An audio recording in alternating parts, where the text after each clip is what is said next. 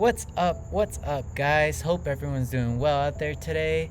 Welcome back to yet another trick tip video. Today we're going to be talking about the scoop. Personally, one of my favorite setups. I personally use the scoop whenever I want to start to put a little bit more power into one of my tricks, or whenever I want to start to build up towards like a touchdown raise swing or touchdown raise pop.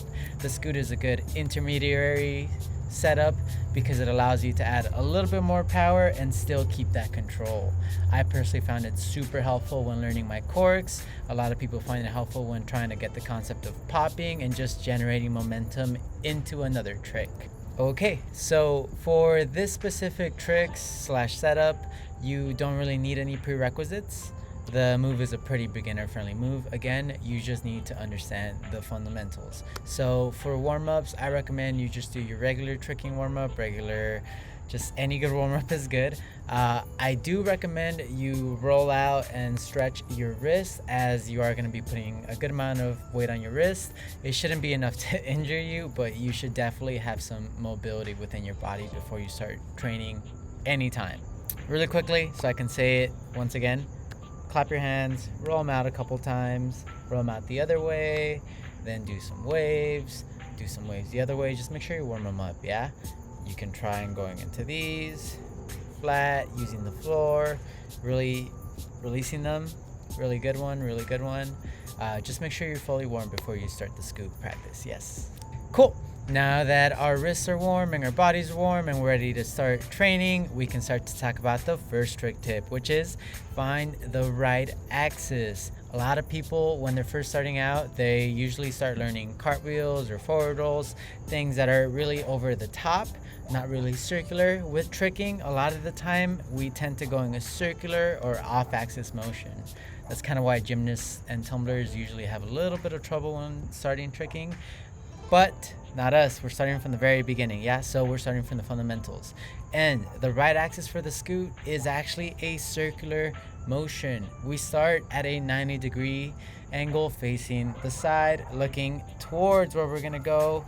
And then as we place our hand down, we wanna make sure we go in a circular motion, yes? As we're going around, we make sure that our feet go 1, 2, and we jump straight up. That is the axis that you want to start focusing and training your scoot with.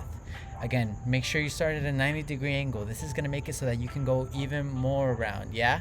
It's a motion where the bigger the circle you can make while controlled, the more power you're going to have later on. Just like with a round off, the farther you go, the higher you can ultimately go in the end. A scoot, the more round we go, the higher we can ultimately go. So once you have figured out and understand the circular motion of the scoot, we can move on to trick tip number 2, which is reach as far as you can. If you treat this just like you would a round off or a cartwheel and try to reach as far as you can with your arm, then you're ultimately going to get a more rounded and longer half circle. That way, once you actually transfer all that energy vertically, you're going to get way higher. So just remember, if you reach really close to your leg, it's going to be a tiny circle. Tiny circle equals tiny jump. So the bigger the circle, the bigger the jump. Just remember, you still have to control it and you still have to be able to get up. If you do it too big, you might not even make it to your feet. For the third trick tip, now that we know how to go in a circular motion and we know to reach really far so we get our energy, we need to be able to transfer that circular momentum into vertical momentum.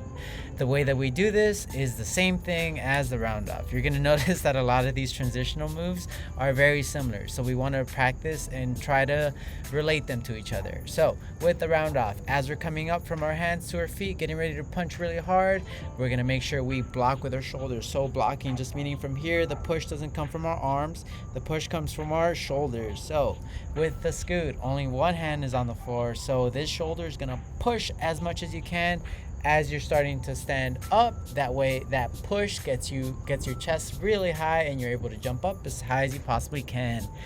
Really practice this, because all that energy is just going to go to the ground or your legs if you don't know how to bring it into that jump.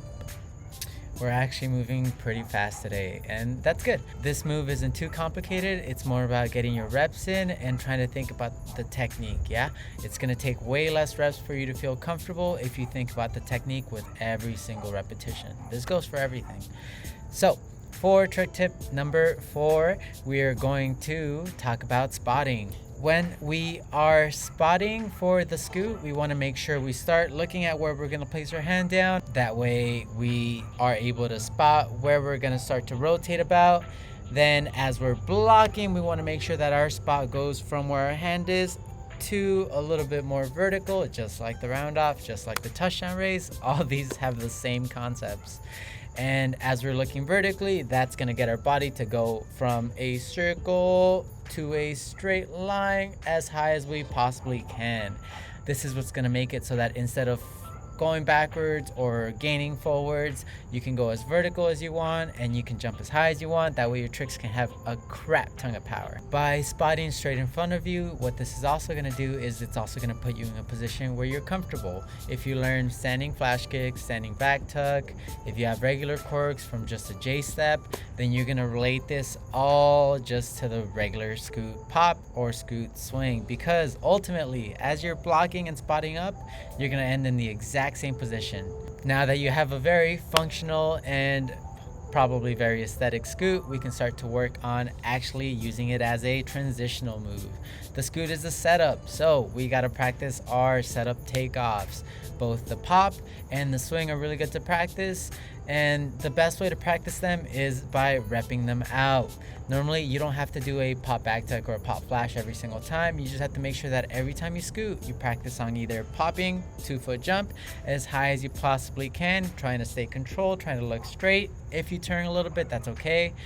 And for your swings, you want to make sure you do the same thing. Swing nice and strong. Try to swing as vertically as possible.